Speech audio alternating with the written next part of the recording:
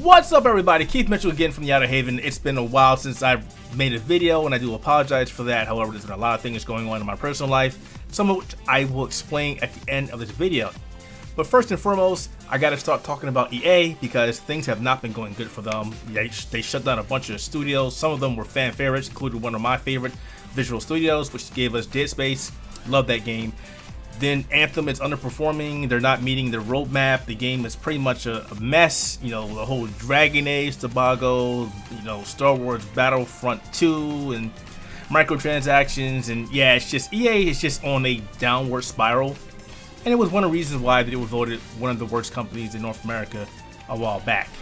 Now, thanks to one of their financial calls, looks like they have stated why they're not supporting the Nintendo Switch, which is a mighty hybrid console, which is not really one of my favorites, but I will give credit where credit is due. The Switch is actually a really nice console or handheld. I'm more of a frame rate guy. I like to see big flashy graphics or whatnot, but I do enjoy playing with my Switch. There are a lot of nice games on the Switch, so I'm not going to downplay the Switch. But basically, he stated that the reason why they're skipping over the Switch is basically because people that own the Switch likely own an Xbox One, a PlayStation 4, and or a gaming PC. So their logic is basically, why should we make games for the Switch if these people are likely going to pick up a more superior version or port on the other platform? Basically, that's time and resources and money, man hours put into developing a version of this Switch instead of pouring those resources into games for the PC. Now, that said, I kind of agree with his logic.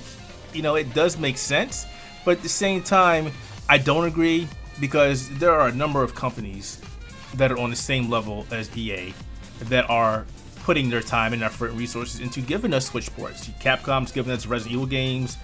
Bethesda has contracted Panic Button. They've given us several great ports. You know, Wolfenstein, Doom was actually pretty good, and a bunch of other ones coming out later on. Panic Button pretty much knows the in and outs of the Switch, and there are various other companies that are giving us games on the Nintendo Switch.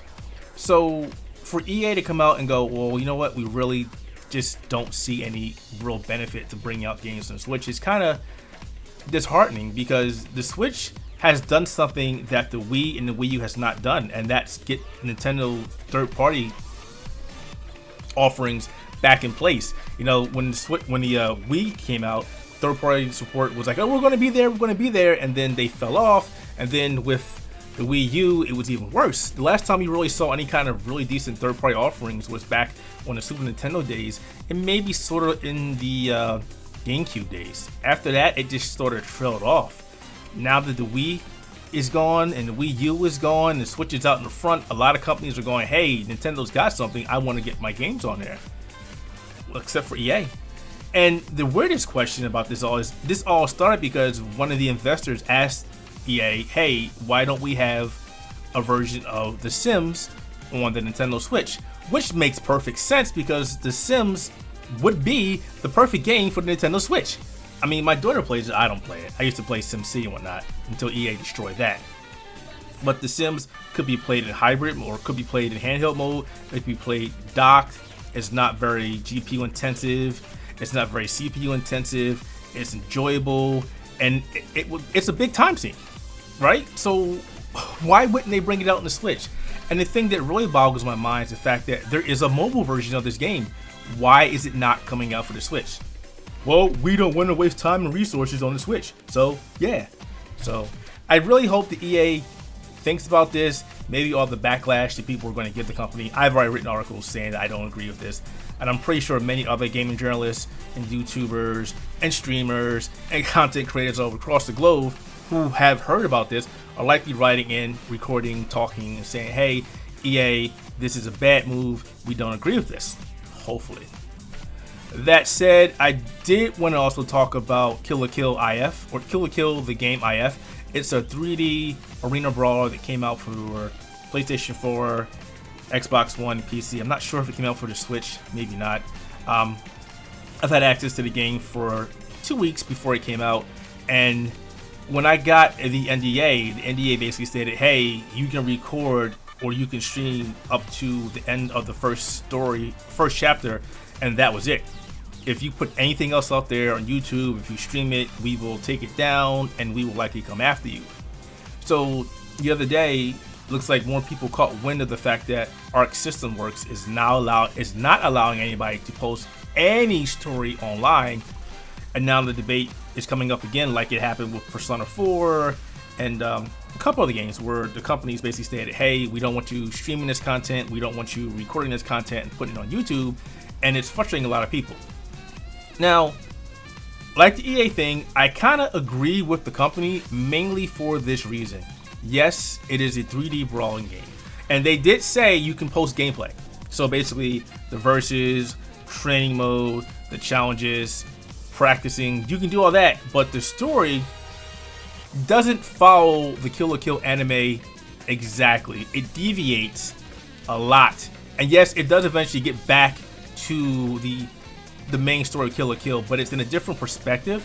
Different story elements are being told, and they even have a section in the game where if you beat the game, you can watch those anime segments completely through, and it's like watching an anime show by itself.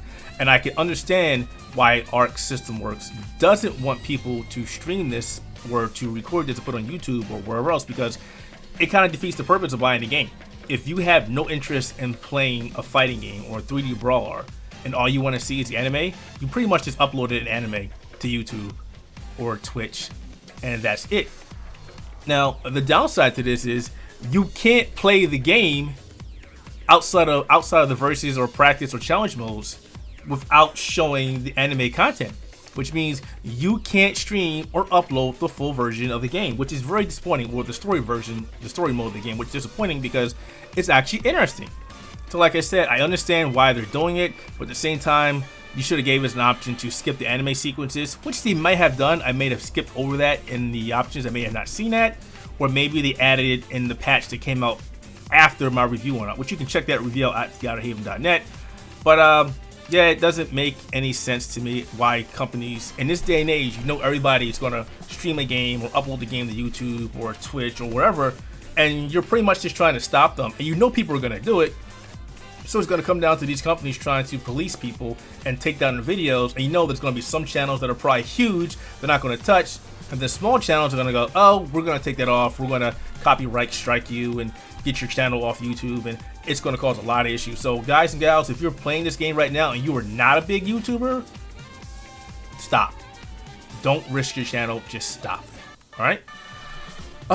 You know, I did say I was going to explain why I've been going for so long. As you know, I'm the editor-in-chief of the Outerhaven Productions, and we've been trying to up the quality of our stuff, and we've got a couple things planned, bringing on some new people, and it's just been busy running that ship, as well as my job as an IT professional. It's been really crazy the last 2 weeks, and this week we're missing 2 people, so it's really crazy at this moment. At the same time, it's just been really busy. I got rid of my car that I've had for years. It was actually a gift that my father gave me, and he passed away about 14 years ago. So that car was, you know, it was symbolic to me because it was like, it was my father, and I've already lost my father. If even talking about it's making me tear up, and I apologize for that. But it was breaking down. The transmission was going, the struts were going, it needed a new paint job. It was just on its way out. It was a 2003 Buick Regal. We're 2019. So that car was 16 years old, 161,000 miles. It was only a matter of time before something else crapped out on it. And putting in $5,000–6,000 at the least into a 16-year-old car just didn't make sense. So we traded in. We didn't get much for it. Ended up picking up a 2018 Nissan Altima, which is actually a really nice car. It's a pre-owned certified car. It's really nice. 28,000 miles on it when we got it. After all the fees and stuff, it's $20,000. It's not a bad car. It's got some scratches on it, but it's really clean. It's a nice size car for the family. It drives really nice. It's really peppy. And it's a nice change from going from a car that you're driving and you're like, man, it's gonna break down and leave me stranded, to this is a really nice car. Let's go hop in the car and go driving somewhere, you know? So I really like the car, but I have driven past the dealer's lot a couple of times to see if my old car is out there, because it's like, hey, if you're selling this car for under $1,000, I got $1,000 in my pocket, I'll buy the car and bring it back home. I'm pretty sure though, if I did that, my wife would slap the hell out of me, so I'm not doing it. But I do miss that car. I do miss my father. 42-year-old man, and I still miss my father. It's really... For you guys and gals out there who have your fathers in your lives, you know, even if you're not talking, definitely give them a hug. I really miss mine. That said, damn it, I'm sorry. Every time I talk about him, I get to tear up. Thanks to Logitech for sending this over. Ta-da! Their newest headset is supposed to have a really nice mic. I haven't had a chance to check it out because obviously I have a condenser mic. So we'll see how it works out. I'll be reviewing it later. I still got to wrap up my Samsung Q60R review. Big shout out to Samsung for sending it over. I know I'm late, guys. I have a lot of reviews to get through, so we'll be working through them. And also, finally, before I start this video, GOG finally sent me the beta invite for GOG Galaxy 2.0, and I've been waiting for that since they announced it several months back. So I get to pit that against Play Night, which also got an update like last week. I've been really looking forward to getting the hands-on with this, so I'll be playing with this upcoming weekend. Oh, speaking about the weekend, we got EVO 2019 this weekend, the biggest fighting game tournament in North America, and I'm interested to see all the players compete in Super Smash Bros. Ultimate, Street Fighter V Arcade Edition, which got 3 new characters, E Honda, Lucia, and Poison, that are joining the roster. Check that story out on Outerhaven.net. And I still like watching Dragon Ball FighterZ, even though the popularity of the game has died down quite a bit. It's still an entertaining game to entertaining game to watch. I really hope Bandai Namco does something about the game because it's fun. It's basically the replacement for Marvel vs. Capcom, and now it seems like that game is going downhill for one reason or another. Maybe because they have so many damn Gokus in the game that people are tired of it. Alright folks, I gotta get my butt back to work. I've been working since 6 a.m. yesterday, went to bed at 2:30 a.m. last night, got back up again to work at 7 a.m. and I am dead tired, but the life of an IT server admin never ends. And as always, if you like the content, be sure to give a like below, maybe subscribe to the channel. Every subscription helps a small channel grow. And let me know what you think about this video in the comments below. Do you agree? Yeah. Do you agree with EA? Do you agree with Arc System Works? Do you not agree? How was your day? You know, things like that. I love to keep in contact with you. So does everybody else here at Outerhaven. Oh, I apologize. You may notice the picture quality is a little better. Get away from me. I did say I was looking to improve the video content on the site, and I've upgraded to a Sony A5100. Though I'm not really used to the lighting issue, so I'm having some problems with that. The reason it looks really good right now, I actually got some natural lighting here. Got some other lights set up, so I'm working on that. Though I may take it back and pick up the A6000 because the 5100 is a couple years old, and I'd rather stay newer if I can. But I think it looks better than what it did before. It's not as grainy as I look at the camera. I still have a lot of ways to go. So if you use this camera and you have any suggestions on good settings for low light and studio light, please let me know, because I'm struggling here. Okay, that's it. I'm actually done this time. I promise. Thank you for watching. Be sure to like and comment, subscribe, and I'll be back with some more content or gameplay or streaming sooner than later, hopefully. Thanks for watching. Have a great day and game on.